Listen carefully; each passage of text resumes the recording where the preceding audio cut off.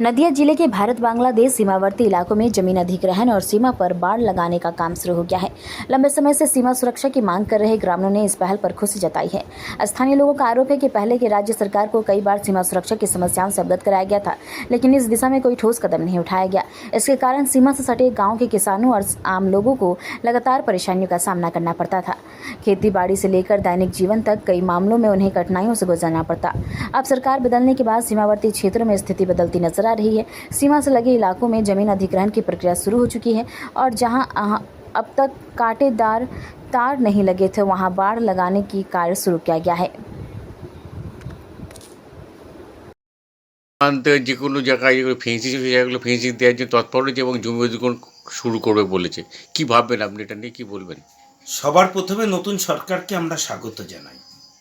এটা আমাদের দীর্ঘদিনের দাবি ছিল এবং আমরা বহুবার কেন্দ্র সরকার এবং রাজ্য সরকার উভয়ের কাছেই আমরা, যেহেতু আমার বাড়ির সীমান্ত এলাকায় মাটিয়ারি বানপুর গ্রাম পঞ্চায়েতের অধীন এবং এখানেও বহু জায়গাতে ফেন্সিং নেই, তাই ফেন্সিং না থাকার কারণে আমরা দেখতে পেয়েছি কিভাবে চোরাকারবারি বেড়েছে, কিভাবে অনুপ্রবেশ বেড়েছে, কিভাবে সেই জায়গাগুলো দিয়ে স্মাগলিং বেড়েছে এবং পুলিশি অত্যাচারও বেড়েছে এবং বিএসএফের অত্যাচারও থাকতো।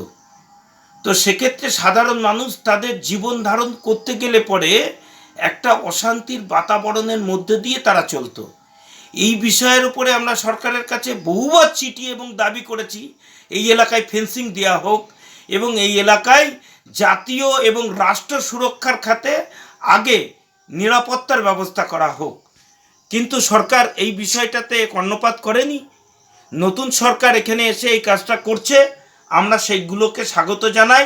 এতে হয়তো কিছু স্মাগলারদের অসুবিধা হতে পারে, কিন্তু ভারতবর্ষের জাতীয় নিরাপত্তা এবং সাধারণ মানুষ নিশ্চিন্তে ঘুমাতে পারবে। পরিচয় অমিত প্রামাণিক, জেলার মুখপাত্র, ভারতীয় জনতা পার্টির। প্রায় 3 কিলোমিটার জায়গা এখনো ফেন্সিং খালি। ওখানে কাজ শুরু হয়েছিল, কিন্তু বিভিন্ন কী কারণবশত জানি না এখন কাজ বন্ধ আছে। তো ফেন্সিংটা পুরো হয়ে গেলে ভালো হবে। এলাকার মানুষের যেটা ভয় ভীতির মধ্যে থাকে, কারণ ওপরে নদী, নদীর পরে ওপরে বাংলাদেশের লোকজন যে কোনো সময় এদিকে আসতে পারে, এসব সজাগ, কিন্তু তবুও একটা মানুষের ভয় ভীতির মধ্যে থাকে। ওপরে প্রাইমারি স্কুল আছে, একটা ক্লাব আছে এবং প্রায় 500 আইসিডি স্কুল আছে, প্রায় 500 ঘর জনবসতি। এটা একটা চিন্তার মধ্যে থাকে। তারপরে এটা হয়ে গেলে ভালো হবে। জমি সব একবার হয়ে গেছে কি? হ্যাঁ, জমি একবার হয়েছে, কিছুটা বাকি আছে, এখনও অল্প কিছু বাকি আছে, বাকি একবার হয়ে গেছে।